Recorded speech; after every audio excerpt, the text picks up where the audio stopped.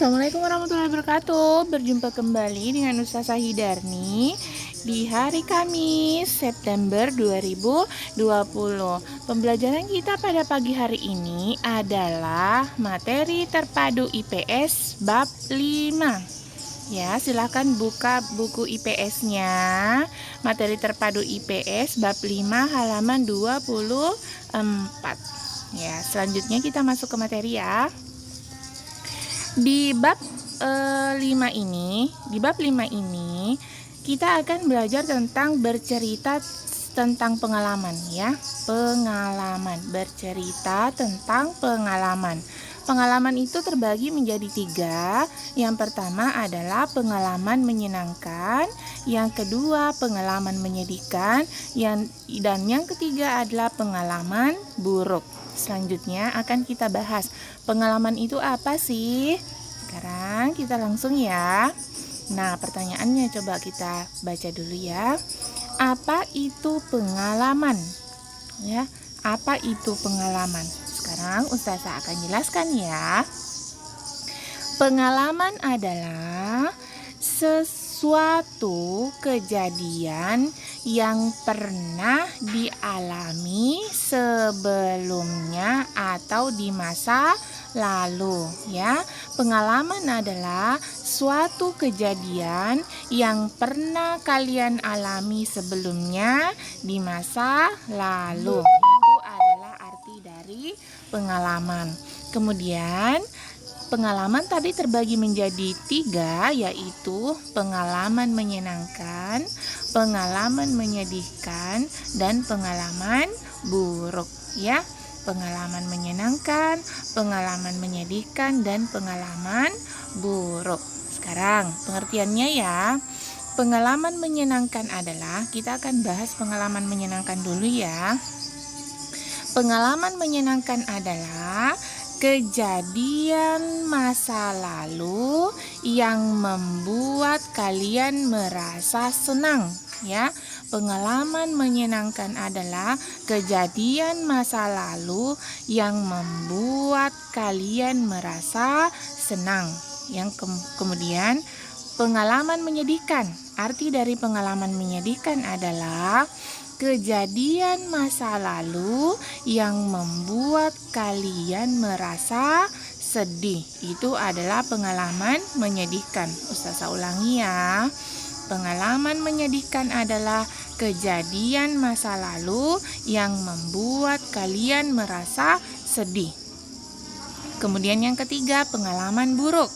Pengalaman buruk adalah pengalaman yang tidak ingin diulangi ya. Pengalaman buruk adalah pengalaman yang tidak ingin diulangi ya. Sudah paham sampai sini? Kalau sudah, alhamdulillah. Selanjutnya, contoh pengalaman menyenangkan ya. Contoh pengalaman menyenangkan ya adalah 1. Hari pertama masuk sekolah, itu adalah pengalaman yang paling menyenangkan. Yang kedua, liburan ke rumah nenek, itu adalah pengalaman yang paling menyenangkan.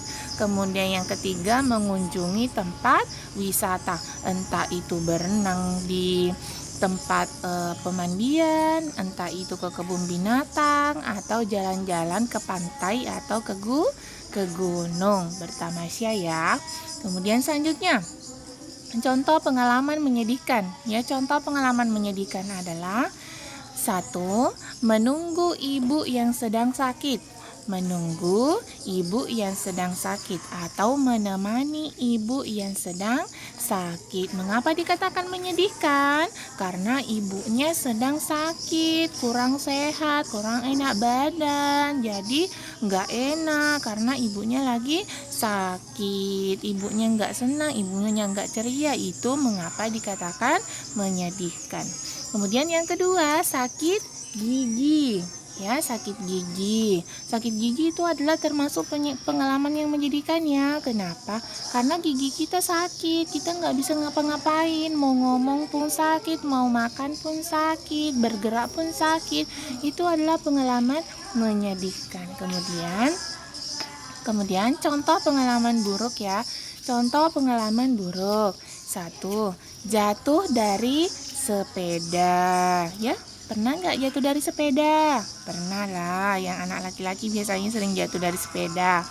Kemudian, mendapat nilai jelek saat ulangan. Ini adalah pengalaman buruk sekali. Mengapa bisa nilainya jelek? Karena kurang belajar ya. Jangan sampai anak-anaknya Ustazah mendapatkan nilai jelek saat ulangan nanti ya. Jadi harus tetap semangat belajar. Selanjutnya, masuk ke penugasan ya. Masuk ke penugasan. Perhatikan tugasnya ya. Ini tugasnya, perhatikan tugasnya. 1. Tulislah 3 contoh pengalaman menyenangkan. Ya, tulislah 3 contoh pengalaman menyenangkan. 2. Tulislah 3 contoh pengalaman menyedihkan. Ini tugas yang kedua. Tulislah 3 contoh pengalaman menyedihkan. Dan yang ketiga, tulislah 2 contoh pengalaman buruk. Ya. Itu adalah tugasnya. Jadi tugasnya ada 3, yaitu menulis 3 contoh pengalaman menyenangkan, menulis 3 contoh pengalaman menyedihkan, dan menulis 3 contoh pengalaman buruk. Ya, jika sudah selesai, foto tugas dan bacakan hasil tugas berupa video dan kirim ke WA Bu Guru ya. Oke, Ustazah tunggu. Mulai hari ini sampai dengan jam 22 malam. Oke? Ya, sampai di sini dulu. Ustazah akhiri dengan ucapan terima kasih dan tetap semangat.